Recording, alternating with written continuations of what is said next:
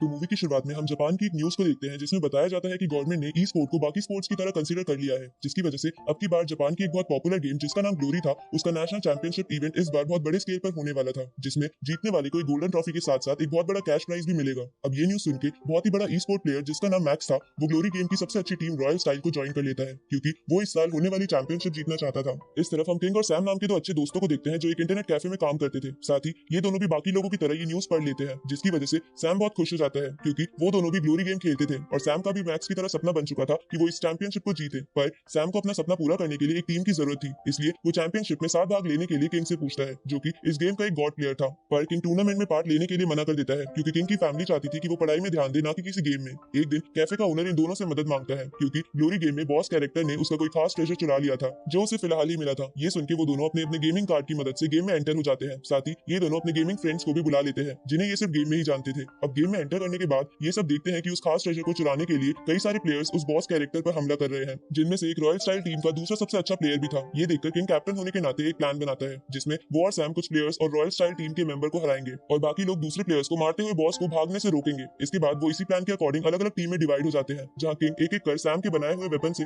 Players को आराम से हरा रहा था और सैम बस उसे लड़ते हुए देखने लगता है। अब कुछ प्लेयर्स को मारने के बाद वो दोनों रॉयल स्टाइल के मेंबर के पास आते हैं, तो वो मेंबर किंग से कहता है कि तुम एक अच्छे प्लेयर हो, लेकिन तुम मुझे नहीं हरा पाओगे। जिस पर किंग बोलता है कि मैं तुम्हें जरूर हराऊंगा, और वो भी बैटल स्पिरिट अटैक से। ये सुन के सैम चौंक जाता है, क्योंकि बैटल स्पिरिट बहुत ही पावरफुल अटैक था, पर उसे एक्टिवेट करने के लिए बिना मार खाए 120 कॉम्बो अटैक्स करने पड़ते थे। अब किंग बार बार उस मेंबर पर अटैक करने लगता है, जहां उस मेंबर को अटैक करने का मौका तक नहीं मिल रहा था। इसलिए उस मेंबर को गुस्सा आ जाता है और किंग को छोड़कर सैम पर अटैक करने के लिए आगे बढ़ता है, लेकिन उससे पहले ही किंग अपना बैटल स्पिरिट अटैक अनलॉक कर लेता है और उस मेंबर को हरा देता है। जिसके बाद किंग और सैम बॉस कैरेक्टर से वो ट्रेजर लेने के लिए अपनी टीम मेंबर्स की तरफ चले जाते हैं। इधर वो मेंबर किंग से हारने की वजह से थोड़ा निराश हो जाता है, पर वो किंग के गेमिंग नेम के अलावा किंग के बारे में कुछ नहीं जानता था। तभी वहां खड़ा मैक्स उसे कहता है कि तुम टेंशन मत लो, रियल मैच में किंग तुम्हें नहीं हरा सकता, क्योंकि उसमें बैटल स्पिरिट अटैक को एक्टिवेट करना नामुमकिन है। अगली सुबह सैम अपनी छोटी बहन जेनी के साथ सिटी पार्क की तरफ जाता है, क्योंकि वहां किंग उनका इंतजार कर रहा था। अब वहां जाते हुए जेनी सैम से कहती है कि मैं आपको चैंपियनशिप जीतते हुए देखना चाहती हूँ, जिसपे सैम कहता है कि मैं चैंपियन जरूर बनूंगा। इधर किंग का बड़ा भाई उसे मिलने आता है, जो फैमिली बिजनेस संभालता था, इसलिए वो टूर्नामेंट वाली बात जान के किंग को एक मास्क देते हुए कहता है कि अगर तुम्हें चैंपियनशिप में पार्ट लेना है तो जरूर लो, और मैं ध्यान रखूंगा कि पेरेंट्स को इस बात का पता ना चले। ये सुनकर किंग खुश हो जाता है। आगे किंग सैम और जेनी के साथ घर जाने लगता है, जहाँ किंग और सैम की बातों से हमें पता चलता है कि ये दोनों पहली बार एक दूसरे को ग्लोरी गेम खेलने की वजह से ही मिले थे, जहाँ बहुत जल्दी किंग और सैम बहुत अच्छे दोस्त भी बन जाते हैं, क्योंकि सैम का जेनी के अलावा इस दुनिया में कोई नहीं था। अब धीरे धीरे समय बीत जाता है और टूर्नामेंट का समय बहुत पास आ रहा था, इसलिए किंग रोज अपने बैटल स्पिरिट अटैक की प्रैक्टिस करने लगता है और सैम किंग के लिए वेपन्स डिजाइन करने लगता है, क्योंकि उसका मानना था कि गेम में मिले वेपन से खुद के बनाए वेपन ज्यादा ताकतवर होते हैं। अब टूर्नामेंट में पार्ट लेने के लिए किंग तो मान गया था, पर उन्हें इसके लिए फंड्स की जरूरत थी, ताकि वो लोग अपना स्टूडियो बना सके जिसमें टीम के सभी मेंबर्स के रहने के अरेंजमेंट्स हो। पर फंड्स की ये दिक्कत कैफे का ओनर दूर कर देता है, क्योंकि उसे किंग और सैम पर पूरा विश्वास था। साथ ही ये दोनों अपनी टीम का नाम एक्सीलेंट एरा भी रख लेते हैं, जो कि उसी कैफे का नाम था जहां किंग और सैम काम करते थे। इसके बाद किंग और सैम उस फंड से एक स्टूडियो बना लेते हैं, जिसमें जेनी भी उन दोनों की मदद करती है। एक दिन ये दोनों अपने गेमिंग फ्रेंड्स को टीम में ज्वाइन करने के लिए स्टूडियो पर बुला लेते हैं, जिसमें जैक, शैडो, केविन नाम के बंदे थे। साथ ही इनके दोस्तों में टीना नाम की एक लड़की भी थी। अब स्टूडियो कैफे का ओनर आता है, क्योंकि उसे उन सबसे कुछ जरूरी कॉन्ट्रैक्ट पेपर पे साइन करवाने थे, और इसलिए वो उन सबसे उनके गेमिंग कार्ड्स मांगता है। पर सैम अपना कार्ड घर पे भूल गया था, इसलिए वो कार्ड लेने घर जाने लगता है, तो किंग उसे जाने से रोकता है, क्योंकि बाहर बहुत बारिश हो रही थी। पर सैम बोलता है कि वो जल्दी से जाके वापस आ जाएगा, लेकिन उस कार्ड को वापस लाते समय एक कार एक्सीडेंट में सैम की डेथ हो जाती है। इसकी वजह से जेनी बहुत दुखी हो जाती है, तो टीम की मेंबर टीना उसे संभालती है, क्योंकि किंग भी पूरी तरह टूट चुका था, पर वो फिर भी अपने आप को संभाल के स्टूडियो आता है, क्योंकि उसे सैम का सपना पूरा करना था। लेकिन वहां उसे पता चलता है कि टीम में 6 मेंबर्स का होना जरूरी है, नहीं तो वो गेम के लिए रजिस्टर नहीं कर पाएंगे। इसलिए वो सब मिलकर अपने अपने गेमिंग फ्रेंड से बात करते हैं, पर जितने भी अच्छे प्लेयर्स थे उनमें से बहुत सारों ने पहले ही दूसरी टीम्स को ज्वाइन कर लिया था। इसलिए किंग एक अनाउंसमेंट करता है कि कोई भी प्लेयर्स उसके साथ फेस टू फेस मैच कर सकता है, लेकिन हारने वाले को उसकी टीम को ज्वाइन करना होगा। तो किंग की ये अनाउंसमेंट सुनकर टोनी नाम का एक बंदा किंग को चैलेंज करता है, क्योंकि ग्लोरी गेम में किंग बहुत फेमस था, पर टोनी बहुत मेहनत के बाद भी किंग को नहीं हरा पाता, इसलिए उसे एक्सीलेंट एरा यानी किंग की टीम को ज्वाइन करना पड़ता है, जिसकी वजह से इनकी टीम के मेंबर पूरे हो जाते हैं। थोड़े दिन बाद किंग जेनी से मिलने जाता है, जहां वो जेनी को एक गेमिंग कार्ड देता है, जो सैम जेनी को गिफ्ट देना चाहता था। अब टूर्नामेंट शुरू हो जाता है, जिसे देखने के लिए बहुत लोग आते हैं। साथ ही इसे टीवी पर भी लाइव दिखाया जाता है, इसलिए किंग उसके भाई का दिया हुआ मास्क पहन लेता है, क्योंकि वो टीवी पर अपना चेहरा नहीं दिखा सकता था, नहीं तो उसके पेरेंट्स उसे पहचान लेते। पर चेहरा ना दिखाने के बावजूद भी किंग टूर्नामेंट में बहुत फेमस हो जाता है, क्योंकि उसकी टीम मिलकर लगातार सामने वाली टीम को अपनी स्ट्रेंथ और एबिलिटी से हरा रही थी। साथ ही किंग को अभी तक कोई भी प्लेयर नहीं हरा पाया था। अब इनका अगला मैच रॉयल स्टाइल के साथ था, लेकिन मैच से 2 दिन पहले ये लोग खुद को रिलैक्स करने के लिए पार्टी करते हैं, जहां किंग जेनी को भी साथ लेकर आता है। साथ ही वो जेनी से अगला मैच देखने को बोलता है, पर जेनी अब कोई भी टूर्नामेंट नहीं देखती थी, क्योंकि ग्लोरी गेम से उसे अपने भाई सैम की याद आती थी। इस तरफ मैक्स इंटरव्यू में अनाउंसमेंट करता है कि भले ही एक्सीलेंट एरा एक अच्छी टीम हो, फिर भी उसकी टीम रॉयल स्टाइल ही जीतेगी। साथ ही वो किंग को भी हरा देगा। अब मैच वाला दिन आता है जहां इस मैच को देखने के लिए बहुत भीड़ इकट्ठा हो जाती है क्योंकि दोनों ही टीम अभी तक एक भी मैच नहीं हारी थी। साथ ही दोनों के ही कैप्टन टूर्नामेंट के बेस्ट प्लेयर्स थे। पर मैच के शुरू होते ही दोनों ही टीम अपने अपने 4 प्लेयर्स को खो देती है, जिसके बाद गेम में सिर्फ 4 प्लेयर्स ही बचते हैं, जिसमें से एक्सीलेंट एरा के किंग और टोनी थे और रॉयल स्टाइल के मैक्स और वो प्लेयर जिसे किंग ने पहले हराया था। अब सिर्फ 4 प्लेयर्स बचने की वजह से किंग मैक्स से लड़ने लगता है और टोनी उस दूसरे प्लेयर से, जहां थोड़ी ही देर में किंग और मैक्स एक दूसरे की पावर बहुत कम कर देते हैं और एक दूसरे को पकड़ लेते हैं। ये देखकर किंग टोनी से कहता है कि मैक्स को अब मार दो, तो टोनी इसके लिए आगे बढ़ने लगता है। तभी रॉयल स्टाइल का वो दूसरा प्लेयर टोनी पर अटैक करता है, जिससे टोनी बच जाता है, लेकिन किंग उस अटैक से नहीं बच पाता क्योंकि उसकी पावर बहुत कम थी और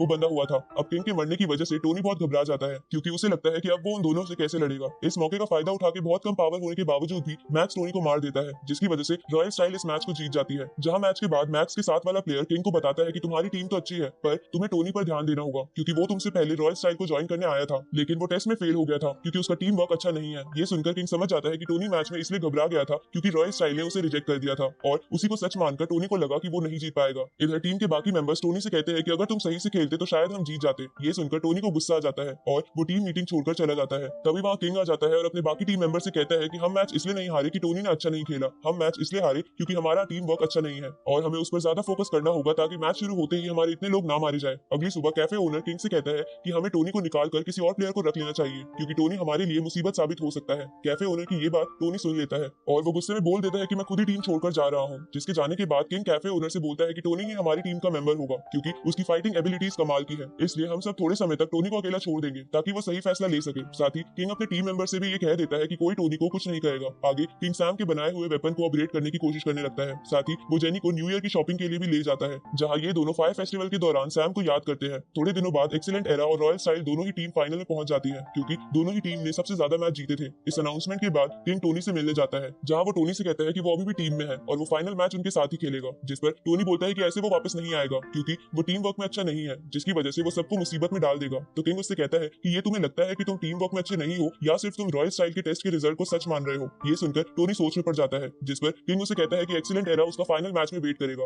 अब थोड़े समय बाद मैच वाला दिन आ जाता है, जहां अभी तक टोनी के ना आने की वजह से बाकी टीम मेंबर्स को लगने लगता है कि अब वो नहीं जीत पाएंगे क्योंकि हमारी टीम में एक मेंबर कम है। जिस पर किंग उन सबको मोटिवेट करते हुए कहता है कि वो लोग जरूर जीतेंगे क्योंकि टोनी जरूर वापस आ जाएगा। इसके बाद मैच शुरू हो जाता है, जहां ऑडियंस के अकॉर्डिंग एक्सीलेंट एरा के जीतने के बस 41% चांसेस थे। दूसरी ओर हम जेनी को देखते हैं जो सैम के उस गेम कार्ड के साथ अकेली बैठी थी। साथ ही उसने अभी तक उस गेम कार्ड को इस्तेमाल नहीं किया था क्योंकि उसे डर था कहीं वो इसे इस्तेमाल करने के बाद सैम को भूल न जाए। तभी उसे किंग का लेटर मिलता है जिसमें उसने लिखा था कि वो डरे ना क्योंकि किंग उसके साथ है। ये पढ़ने के बाद जेनी उस गेम कार्ड को इस्तेमाल कर लेती है, जिसमें सैम ने जेनी के लिए उसी की तरह दिखने वाला एक कैरेक्टर डिजाइन किया था। ये देखकर जेनी बहुत खुश हो जाती है और अपने भाई को याद करते हुए टूर्नामेंट देखने के लिए स्टेडियम की तरफ चली जाती है। इधर एक्सीलेंट एरा एरेना मैच में अच्छा परफॉर्म नहीं कर पाती, जिसकी वजह से ऑडियंस के सभी लोग रॉयल स्टाइल को चीयर करने लगते हैं, जिनकी आवाजें स्टेडियम के बाथरूम में बैठा टोनी भी सुन रहा था, पर वो अभी भी श्योर नहीं था कि उसे क्या करना चाहिए। अब हाफ टाइम हो जाता है, जहां ब्रेक टाइम में किंग अपने टीम मेंबर से कहता है कि तुम्हें होप खोने की जरूरत नहीं है, ये मैच हम ही जीतेंगे। ये सुनकर वो लोग थोड़े मोटिवेट हो जाते हैं, जिसके बाद वो सभी टीम बैटल यानी फाइनल राउंड के लिए स्टेडियम में चले जाते हैं, जहां दोनों टीम्स अपने अपने कैरेक्टर के साथ गेम में एंटर हो जाती है, जिसमें एंटर करने के बाद दोनों ही टीम्स एक लाइब्रेरी के फर्स्ट और सेकंड फ्लोर पे पहुंच जाती है, जहां रॉयल स्टाइल सेकंड फ्लोर पर होने की वजह से सोचती है कि उनके पास बेनिफिट है क्योंकि लड़ने के लिए एक्सीलेंट एरा को स्टेयर्स से ऊपर आना पड़ता, पर स्टेयर्स पे रॉयल स्टाइल के स्नाइपर्स ने नजर रखी हुई थी। साथ ही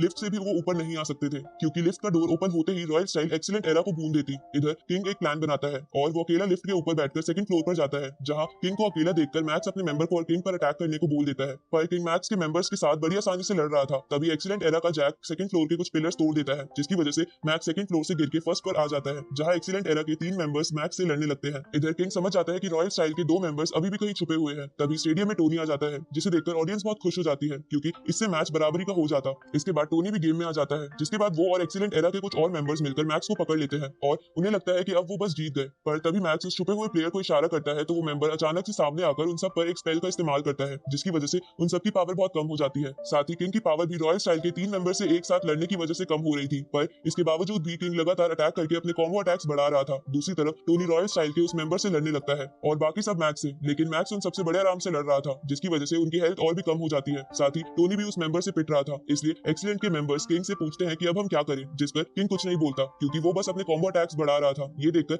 रॉयल स्टाइल के मेंबर्स बोलते हैं कि ये कर क्या रहा है, जिस पर मैक्स उन सबको बताता है कि ये बैटल स्पिरिट को एक्टिवेट कर रहा है और अगर ऐसा इसने कर दिया तो मैच पलट सकता है। तभी किंग 110 कॉम्बो अटैक्स की बैटल स्पिरिट को एक्टिवेट कर लेता है, जो ज्यादा ताकतवर तो नहीं थी, पर किंग की इसकी मदद से बड़े आराम से रॉयल स्टाइल के एक मेंबर को खत्म कर देता है। ये देखकर रॉयल स्टाइल के बाकी मेंबर सेकंड फ्लोर पर आग लगाकर वहां से भाग जाते हैं, जिसकी वजह से किंग वहीं फंस गया था। उसी समय किंग को सैम की याद आती है और वो उसे याद करके डिसाइड करता है कि उसे ये मैच कैसे भी करके जीतना होगा, क्योंकि ये सैम का सपना था। अब किंग टूर्नामेंट के दौरान पहली बार अपना मास्क उतार देता है और आग से बचकर अपने टीम मेंबर से कहता है कि मेरे पास एक प्लान है। इधर किंग का भाई किंग के चेहरे को टीवी स्क्रीन से कटवा देता है, क्योंकि किंग के भाई के पास टेलीकास्टिंग के राइट्स थे और वो नहीं चाहता था कि उसके पेरेंट्स को इस बात का पता चले। इधर किंग सेकंड फ्लोर से रॉयल स्टाइल के उन मेंबर्स की तरफ बढ़ता है जो भाग रहे थे। दूसरी तरफ टीना जैक से कहती है कि तुम किंग के पास जाओ और वो खुद रॉयल स्टाइल के एक मेंबर से लड़ने लगती है। उसी वक्त स्टेडियम में जेनी आ जाती है और एक्सीलेंट एरा को चेयर करने लगती है, जिसे ऐसा करते देख एक्सीलेंट एरा के बाकी सपोर्टर्स भी जोर जोर से चिल्लाकर उनको चेयर करने लगते हैं। ये देखकर किंग बहुत खुश हो जाता है। इधर टोनी रॉयल स्टाइल के एक मेंबर को खत्म कर देता है, साथ ही टीना भी अपने साथ रॉयल स्टाइल के एक मेंबर को पकड़कर खुद को बॉम्ब से उड़ा लेती है। इस तरफ किंग भी रॉयल स्टाइल के एक मेंबर को मारकर अपने 120 कॉम्बोज पूरे कर लेता है, पर